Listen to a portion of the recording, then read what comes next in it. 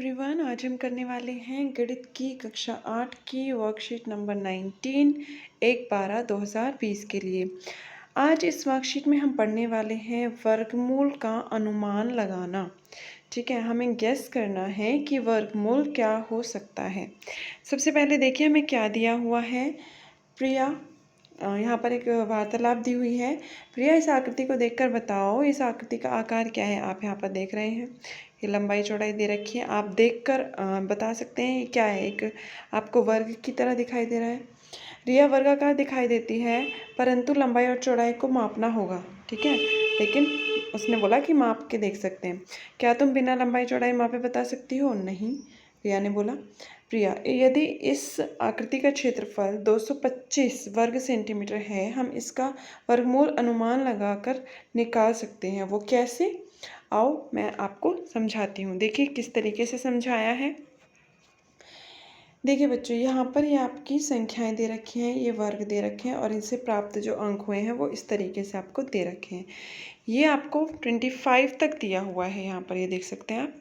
ठीक है, अब ये वैसे आपको लर्न भी होना चाहिए और निकालना भी आना चाहिए। देखिए, वर्ग का क्षेत्रफल क्या होता है? भुजा गुना भुजा होता है, तो 225 वर्ग सेंटीमीटर कब होगा? जब ये इसकी घात हटाएंगे तो इस पर वर्गमूल ये चढ़ जाएगा। ठीक है, परंतु दीदी 225 का यानी कि 225 का वर्गमूल कैसे निकालेंगे? अनुमान लगाएं। कैसे अनुमान लगाएंगे? देखिए यहाँ पर जो इकाई का अंक आपको दिखाई दे रहा है वो है 5। अतः वर्गमूल संख्या का इकाई का अंक 5 ही होगा। ठीक है, जब हम वर्गमूल निकालेंगे तो इकाई का अंक 5 ही होना चाहिए। अब हम जानते हैं कि 10 का वर्गमूल तो 100 होता है। वर्ग तो 100 होता है। 10 को 10 से गुना करेंगे 100 आएगा। 20 का वर्ग 400 होता है। 20 को 20 से गुना किया 400 आएगा। ठीक है, अब इसके बीच में कहीं 225 होगा, क्योंकि ये जो 225 है ये 100 से तो बड़ा है और 400 से छोटा है। अब 10 और 20 के बीच एक ही संख्या है जिसका इकाई का अंक क्या होता है? 5 होता है। वो कौन सी संख्या है? वो है आपकी 15। ठीक है, 10 और 20 के बीच में 15 ही ऐसी संख्या है जिसके इकाई का अंक 5 है। अब 225 का वर्गमूल जो है वो क्या होगा? 15 होगा। ठीक है, अब हम 228 का वर्ग ज्ञात करते हैं। ये तो अब पता चल गया हमें 225 का वर्गमूल 15 है। अब अगर हमें 228 का ज्ञात करना है तो इससे अगली पूर्ण संख्या 256 का वर्गमूल क्या होगा? 16 होगा। ओके, अब 15 का वर्गमूल हो गया 225, 16 का वर्गमूल हो गया 256। इसका मतलब 228 का वर्गमूल 15 और 16 के मध्य होगा। ठीक है, ये 15 है और ये 16 है, इन दोनों के बीच में होगा। क्या? 228। ओके, आप यहाँ से भी चेक कर सकते हैं, ये देखिए इनके बीच में ही होगा। तो इसका मतलब क्या होगा? इसलिए अनुमान के आधार पर 228 का वर्गमूल 15 हो सकता है।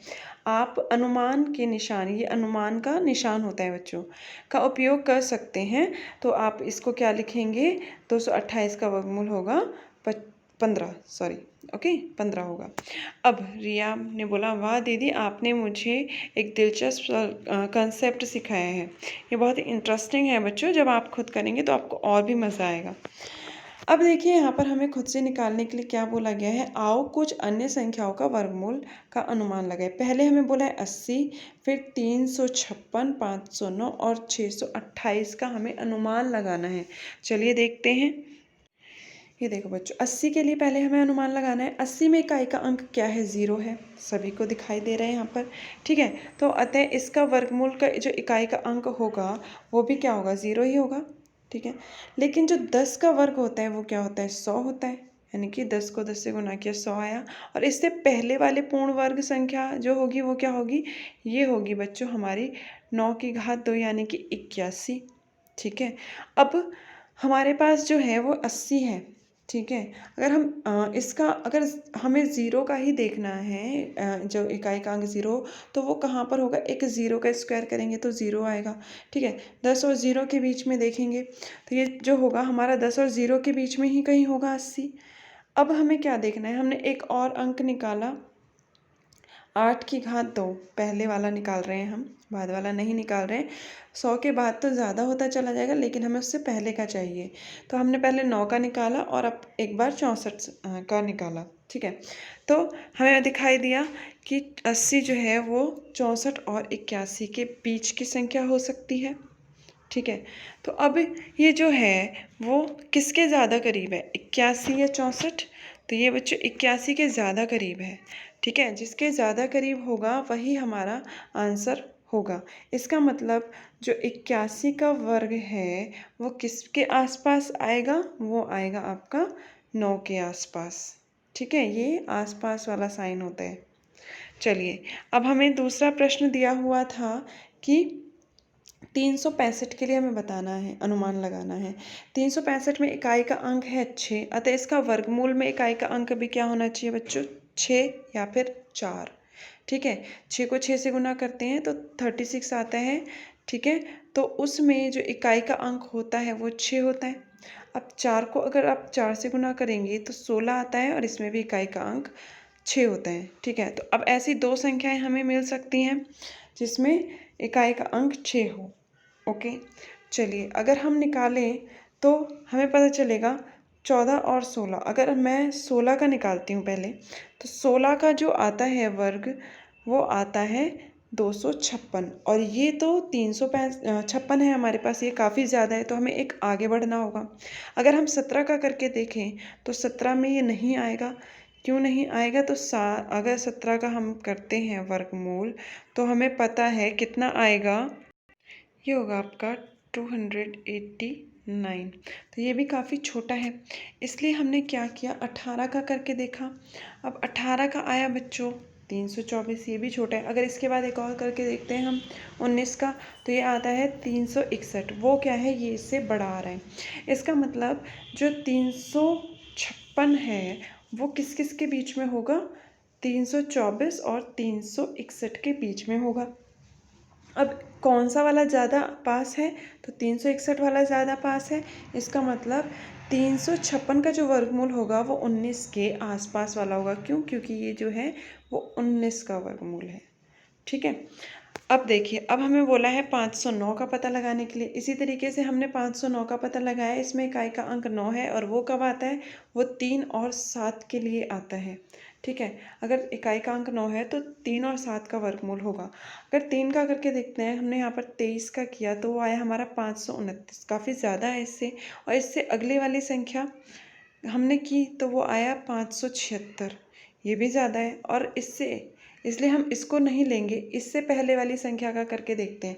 इससे जो पहले वाली 23 से पहले वाली संख्या होती है हमारी 22 का हमने निकाला तो हमारे पास वर्ग आया 484, ये काफ़ी कम था, ठीक है। तो अब 22 और 23 के बीच में ये संख्या हो सकती है, तो हमने लिख दिया 484 और 529 के बीच में कहीं 509 आएगा। ये 484 से बड़ा है और 529 से छोटा है। ये आपको साइन हम पहले बता चुके हैं, ठीक है। जिस तरफ ये क्लोज होते हैं वो संख्या छोटी होती है, जिस तरफ ये ओपन होते हैं वो संख्या बड़ी होती है। अब हमने देखा कि किसके ज़्यादा क्लोज हैं, तो ये बच्चों 484 के। अगर आप इसमें डिफरेंस देखेंगे 484 और 509 में 15 का डिफरेंस होता है, और इन दोनों में जब आप डिफरेंस देखेंगे तो ये होता है बच्चों 20 का डिफरेंस, ओके। तो हमें पता चल गया कि ये किसके क्लोज है, इसके क्लोज है। तो इसका मतलब ये जो 509 का वर्गमूल है वो 22 के आसपास आएगा, ओके। अब इसी तरीके से हम 628 का भी करेंगे चेक। 628 में इकाई का अंक 8 है और 8 किसी भी संख्या का वर्ग होता ही नहीं है, ठीक है। तो अब हमें खुद से अंदाज़ा लगाना होगा, इसमें हमारे पास होना चाहिए 6 और 5 इकाई का अंक देखना होगा इसके लिए हमें, ओके। अब क्योंकि 7 भी नहीं होता, 6 होता है। अब 6 अगर हम चेक करेंगे, 26 का हमने किया तो ये आता है 676, वो इससे काफ़ी बड़ा है। अगर हम 25 का करते हैं तो 25 का आता है बच्चों 625, ओके। तो हमें पता चला ये 625 आ गया। अब 625 और 676 के बीच में कोई ये वाली संख्या आएगी, तो 625 से ये बड़ी है और 676 से ये छोटी है। अब किसके अधिक पास है, तो ये बच्चों पास है 625 के, तो इसका मतलब 628 का वर्गमूल जो होगा वो 25 के आसपास होगा। ओके, आई होप आपको ये वर्कशीट समझ में आ गई होगी। मिलते हैं बच्चों नेक्स्ट वर्कशीट में।